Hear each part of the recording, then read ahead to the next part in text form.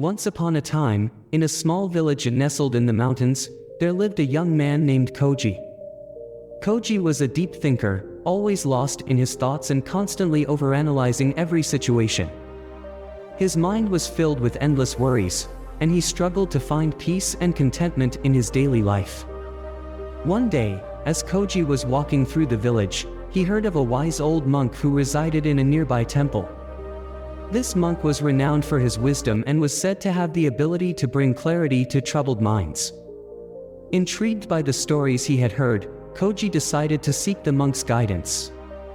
With a heavy heart and a mind overflowing with questions, Koji climbed the steep path that led to the temple.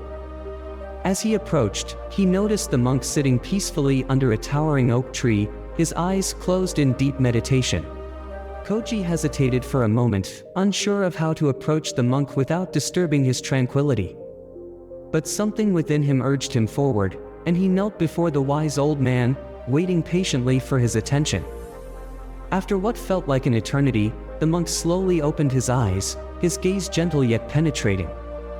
"What brings you here, young one?" he asked, his voice soft and soothing. Touched by the monk's presence, Koji poured out his heart, describing the burdens of his overactive mind and the constant worry that plagued his every waking moment. He spoke of his fears, doubts, and the relentless cycle of thoughts that seemed to imprison him. The monk listened intently, nodding his head ever so slightly. When Koji finally finished, the old monk smiled kindly and began to speak. "Ah, the restless mind, a familiar companion for many," he said. "You see, young Koji, overthinking is like chasing." Koji looked puzzled, not fully understanding the monk's words. Sensing his confusion, the old monk continued, "Life is like a flowing river. It moves naturally and effortlessly. But when you overthink, you create dams within your mind, obstructing the natural flow of life's currents. You become trapped in your own web of thoughts." The young man pondered the monk's words, and gradually, a glimmer of understanding began to emerge. He realized that his overthinking was not serving him but was, in fact, hindering his ability to experience life fully. Seeing this realization in Koji's eyes, the monk gently offered him a simple task. "I want you to sit by the river every day for an hour, young Koji. Watch the water flow, observe its ripples, and listen to its soothing sounds. Be fully present at that moment, letting go of all thoughts and worries. Allow the river to teach you the art of surrender." Koji agreed to the monk's request, eager to find a way out of his mental turmoil. From that day forward, he faithfully followed the monk's instructions, spending each day in silent contemplation by the river. As Koji sat by the flowing water, he began to notice how the river moved effortlessly, embracing each obstacle with grace. He marveled at the way the water found its way around rocks and fallen branches, never resisting or becoming entangled. Gradually, Koji started to apply the wisdom of the river to his own life. He learned to let go of his need to control and his incessant overthinking. He discovered that true peace could be found in surrendering to the natural flow of life, just as the river surrendered to its course. Months passed, and Koji's mind became clearer, his worries fading away like distant echoes. The village noticed the remarkable transformation in Koji. He radiated a sense of calmness and tranquility that touched the hearts of those around him. People would often approach him, seeking guidance and solace in their own struggles.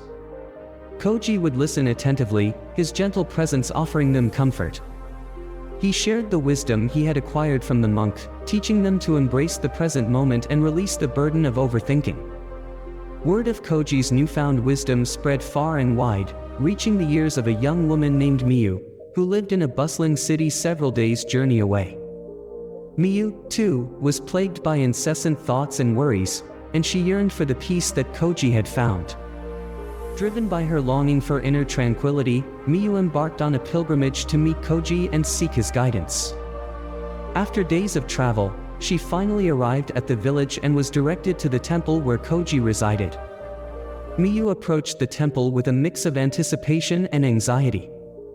As she entered the temple grounds, she noticed Koji sitting peacefully under the oak tree, his eyes closed in meditation, just as he had been described to her.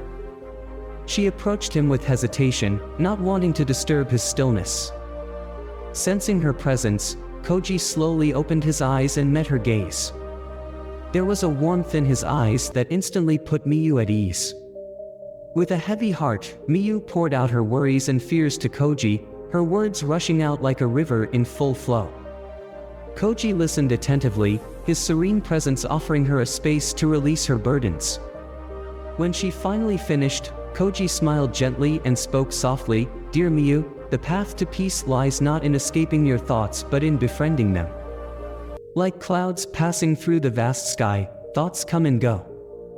Instead of grasping onto them, allow them to pass by, observing them with detachment." Miyu pondered Koji's words, finding solace in the simplicity of his advice.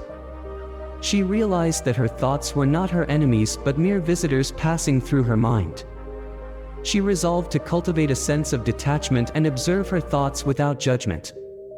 Koji then shared with Miyu the practice of mindfulness, teaching her to anchor herself in the present moment. He guided her in focusing on her breath, bringing her attention to the sensations within her body, and finding stillness amidst the chaos of her thoughts. Days turned into weeks, and Miyu diligently practiced the wisdom she had received from Koji. She discovered a newfound sense of inner peace, a respite from the incessant chatter of her mind. Grateful for the transformation she had experienced, Miyu expressed her deep gratitude to Koji. She vowed to share the teachings she had learned with others who were trapped in the labyrinth of overthinking, just as Koji had done for her.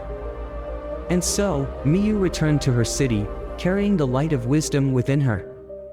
She became a beacon of hope for those lost in the grip of overthinking, guiding them toward a more peaceful and fulfilling existence.